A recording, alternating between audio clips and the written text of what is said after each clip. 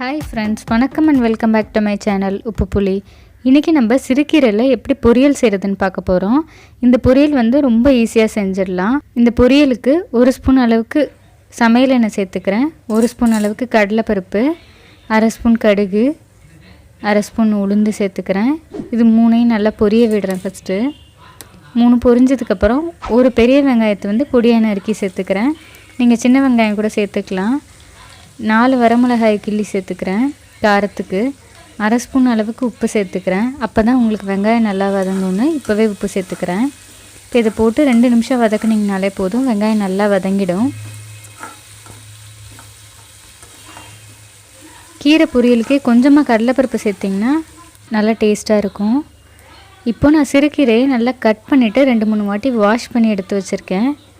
அதை இப்போ சேர்த்துக்கிறேன். நீங்கள் கட் பண்ணாமல் கூட நீங்கள் அப்படியே கூட கீரையை சேர்த்துக்கலாம்.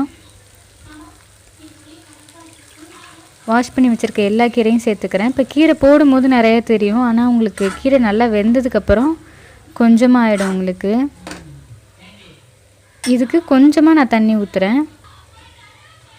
கொஞ்சமாக சேர்த்தாலே போதும், உங்களுக்கு நிறையா சேர்க்கணுன்னு இல்லை தண்ணி. ஏன்னா கீரையிலே கொஞ்சம் தண்ணி விட்டு வரும். ஒரு 5 நிமிஷம் வச்சுருந்தாலே போதும்.